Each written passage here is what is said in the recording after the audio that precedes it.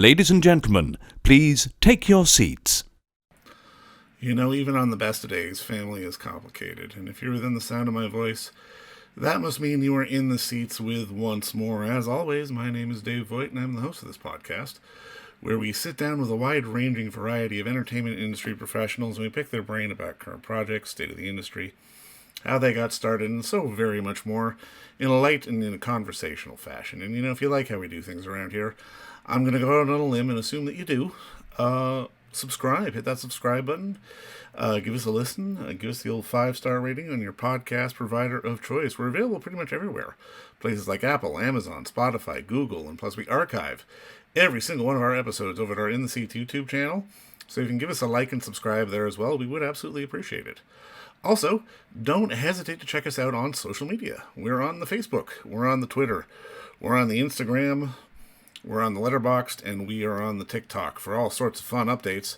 And finally, and I do dare say most importantly, please pay us a visit over at In the Seats, intheseats.ca, for all the latest and greatest from the world of film, television, basically the moving image at large. Because, you know, if we love to watch it and write about it and talk about it, we love it even more when you come by and read about it and listen about it. So please, pay us a visit. On this episode, boys and girls, we got a fun one. We are still in the deep waters of hot docs and cleaning up that stuff. We saw so much good stuff, did so many good interviews. We are still playing catch up, hard to believe, but we are diving into a film called Revir-Everything You Hold Dear, and it's the story of adult siblings, Susie and Sune, who live together in a rural countryside. Susie is a hunter and a taxidermist, and Sune commutes 3 hours a day to work every day. They bicker and bond, much like, you know, brothers do, but the more we get into it, the more we see the backdrop of their lives. And it's not just the taxidermy that Susie does on a daily basis, but it's the trauma they've had with a neglectful upbringing, and the trauma that leads to some pretty serious mental health challenges that they both have to deal with but never discuss. And it's part of their emotional makeup just to avoid things, but we see that break down a little bit, and it's really an eloquent and really interesting character study into what makes the sister-brother relationship bond so very complicated. And we had the unique pleasure of sitting down with the director of the film, Mr. Peter Hammer, to talk about that and so very much more. While it's on its festival run, I do, if you're anywhere in the world checking out documentaries, I do recommend you check out Revir-Everything You Hold Dear. But first, enjoy our talk with Peter, because between you and me, it's a darn good one. Now, I mean, just to kick it off, I mean, obviously, just officially, thank you so much for the time today. I mean, congrats on the movie, man. I thought it was fantastic. I mean, walk me through, I guess, the origin of the story and finding these siblings, I would imagine, is the... Well, the sister, who's also a taxidermist, used to work as a dog groomer. And my producer's dog used to be groomed by her. So I love it. So when she decided that she would quit that job and move to the countryside with her brother to become a full-time professional taxidermist, she was intrigued. Yeah. And she told me about it. And so I brought my dog to their home to have him groomed. Right. In order to sort of have an excuse to be there and meet them and talk to them. Yeah. So that's how I met them. Wow, okay. Yeah. And then it just unfolded from there? Well, I mean, my producer B, because she already knew about their upbringing, and that's the whole story. Right. And she told me about it, and I thought at the beginning it was quite difficult to sort of get a read on them, like to see this story in their ways and in their moods, and because the house is nice and they're good hosts and very funny people. So it took a while. It actually took quite some time to just hang around before little cracks began to show, and I started to sort of feel that there was something to work on there with them. So, I mean, I guess that leads into the next question. Like, did it take a lot of arm twisting to get them to say yes? No, I think they were kind of puzzled why we would want to come talk to them about a film. But I think at the same time they found it, like they're very proud of the project that they're doing, like taking life and fate into their own hands and building this home for themselves. Yeah. And I think they like to be able to show that to someone who's interested. And I think over time, as I began showing them some of the footage, they began realizing what it was we were trying to do. And then it became, I mean, when you spend that much time with someone, you build a sort of confidence, right? Confidentiality. I mean. And so they have a lot of tension and conflicts between them and between the brother and the mother and everything. So I was able to sort of speak to each one of them and work with this confidentiality on several axes at once. And I think that kind of helped them move into territory in which it was possible for them to speak about some of these things as well, of these hardships that they'd been through as kids and other things. So I became like both a witness but also a catalyst for the change that they wanted for themselves, I think. For sure. And I mean, I love how you structure the film, because I mean, obviously you're taking great care to like almost stay out of the way, really, and be sort of verite fly on the wall. But then you'll cut to them building the tableau, and then it'll be back and forth and back and forth. And we definitely get to see sort of the evolution of what they're trying to do. Like for you, like, was that an important thing for you to sort of give them really this, I guess, definition as artists as well as people? Because it's really going both ways. Yeah, I think so. I mean, this tableau, the habitat diorama, in the museums, was something I was very keen on building. To sort of create a space that would what is that word? Like transpose, transcend. Transcend the sort of everyday sort of homey space that they occupy, right? And create a cinematic space that was somehow larger or enhanced somehow. But I do think this question of who is conserving whom, like I realize about myself that I'm in a process of conserving them as much as she is with her animals. Although I mean no death is taking place with what I'm doing. But I think the sort of acknowledgement that we're on par was important, and I also think that it's important to recognize that I'm instigating things with them. I'm pushing some agendas, and that is included in the film at a critical point. That's right. To assume that sort of responsibility for me and for the film to show that we are on par, and she's protesting my intrusion, and she should be allowed to do that because because I don't want to leave it all hanging on them. It's not just about these people and their stories. It's a film taking place, and I think that acknowledgement is really important. No, and I mean it's true, because there is this moment, at least for me, of you needing to take what they're doing to a different level. And because I mean, especially in the history of time, be it with fictional movies or narrative movies or whatever you want to do, there's something so fascinating about the art of taxidermy. I mean, it almost feels like you could have made a film specifically on that and why they got into it. But it didn't feel like you were leaning on it either. Like, was it important for you to sort of paint them as people as well? Yeah, definitely. I mean, when I first met them and had trouble sort of connecting the backstory that I had heard to the people that I met, I started doing a lot of research into the cultural heritage and history of taxidermy and how it actually overlaps a lot with documentary film. The camera that Nanook of the North, the first documentary film that we acknowledge as such, which I mean has been criticized for a lot of reasons, among which is it in a way taxidermies its subjects. Taxidermizes, I guess it's called. That film was shot on a camera that was actually invented by a taxidermist who went to Africa and was bothered with stuff breaking down, so he built his own camera in order to be able to capture wildlife and other things.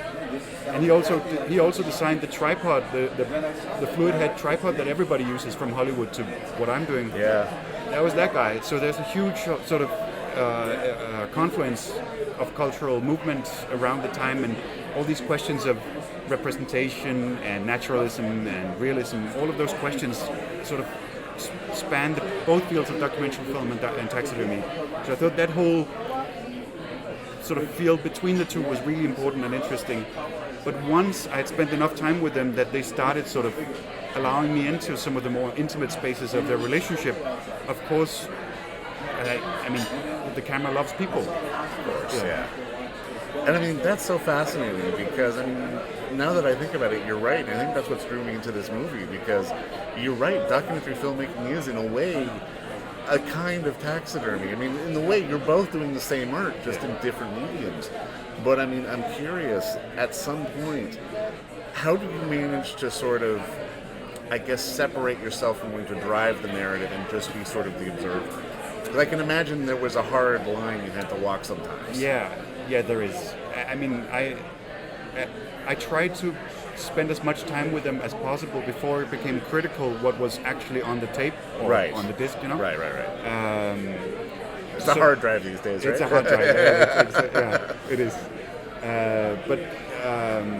But at some point you kind of realize what is the, let's say, the narrative field here. Yeah. And what threads need to be tied in order to, move the storyline forwards. And I knew that they were going to Budapest to the European Taxidermy Championships, which is a thing I learned about for this film. And I knew that their mother kind of wanted to come, and that Sune, the brother, didn't want anything to do with his mother. And they hadn't spoken about it. They had kind of treaded lightly around it and tried to avoid the subject. And I knew that in order for that to sort of come to fruition and also for me to feel like I was allowed to look at that whole thing playing out, I needed to address it within the film. Right. So I kind of pushed the envelope there and told them, this is something I need for you to speak about. And they would rather not, but they realized the importance of it, I think. Yeah. Now, I mean, how did you resist the urge to just not drop everything and go to Budapest and make another film just about that whole thing? That was a pretty intense experience being there, I must say. Yeah, I mean, it stands out so much from the rest of the film. Like everything is in these horrible fluorescent lights. Of course, yeah. I mean, it's a different world altogether. Very fascinating.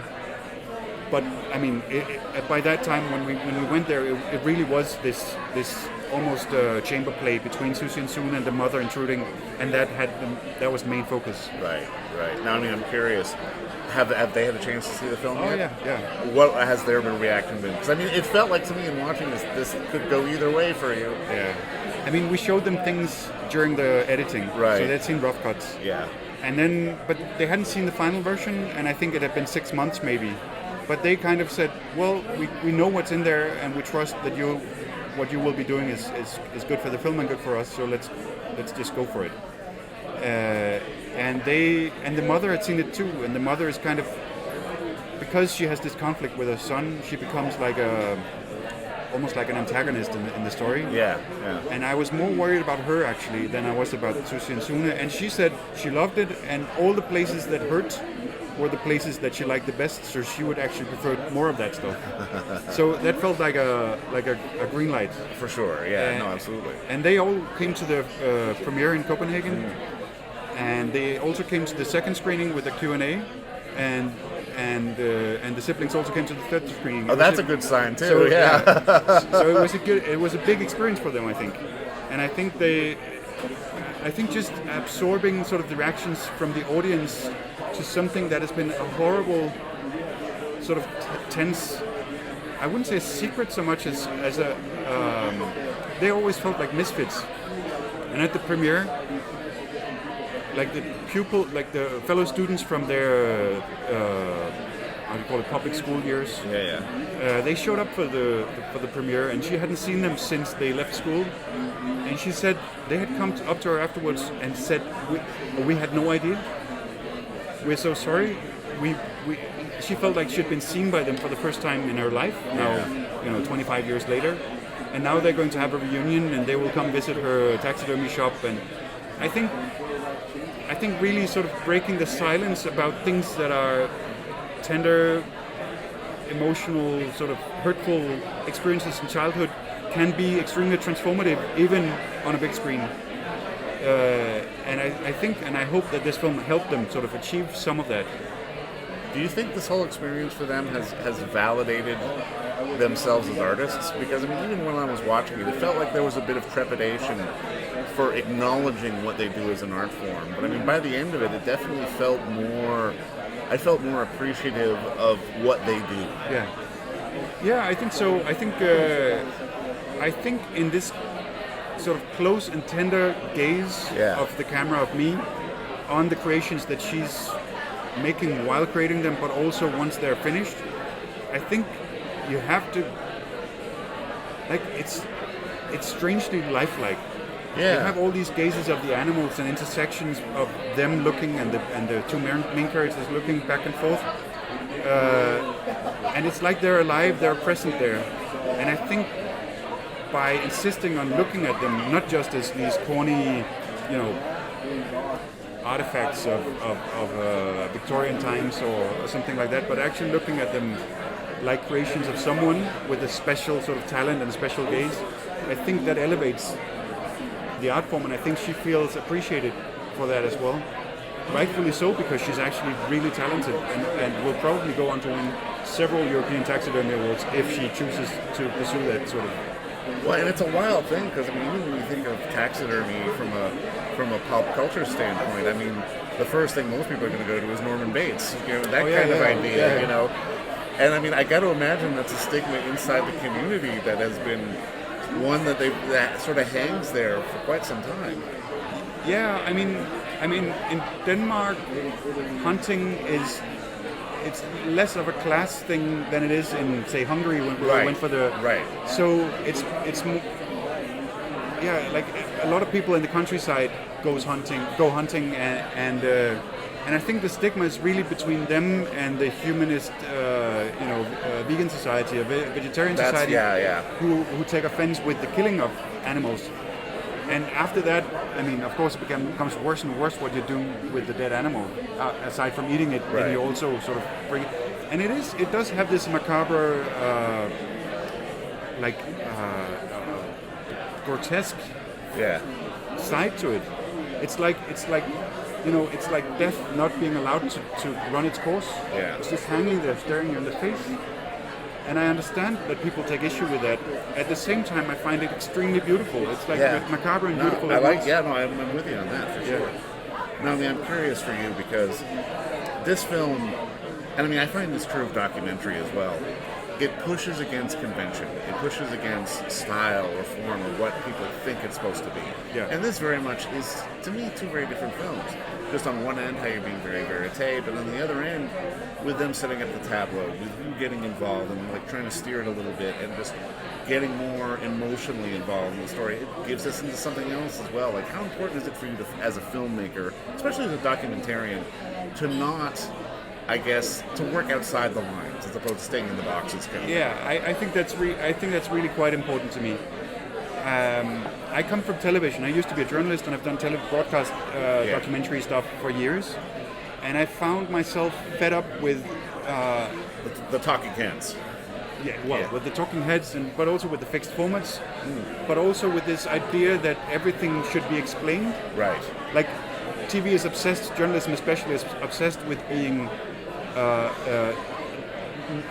non-misunderstandable. Right? It wants to hit you over the head with it and be done. Yeah. So I wanted things to linger here. Yeah. I first of all, I wasn't able to interview them like I would have been on TV. I think my skills in doing that with them didn't suffice. Yeah. And I didn't think it was so interesting to have these interviews with them. And I think this whole habit of, psychologization. Is that a word? I don't know, but I understand what you mean. Trying to you look at the result of someone's development. You meet them now. You look at this is the result of a development, and you try to sort of lay the tiles of proving how it had to become like that. You're trying to write a script. You're trying to but backwards in time. Exactly. Right? Yeah. And I find that tiresome, both in making and in experiencing. I'm not so interested in that. So I think this just being there and observing and having life sort of play out in front of the camera, with all these mishaps and accidents and conflicts that come up, was really important. But of course, that's not enough. You have to have a take on what's playing out as a director. For sure. You have to be a professional as a director in some sense of the word, right? So sort of building, like you said, between this very verite style observational docudrama that plays out, and then these more staged artistic plateaus. I think the interplay between these two really allowed the film to elevate itself above reportage or sort of everyday TV style documentary, but to address sort of some of these, let's say, what I talked about before with these ties between documentary filmmaking and taxidermy. Yeah. And the art forms sort of entering into sort of dialogue. You give it room to breathe. Yeah. Breathing is really important too. Yeah, you give it room to breathe because it's one of those things where, I mean, for example, us right now, I mean, we're having a conversation, but if I'm not trying to steer the conversation a little bit, then I'm not doing my job. Yeah. If you're not trying to steer it onto your points as you're promoting your film, you're not doing your job. No. But it's the marriage of the two, which allows for something more to come out of it. Yeah. We did it, but it's also about experimentation. It's about setting up something and seeing what happens, right? Right. Which can happen in an interview, but you can also sort of make more elaborate.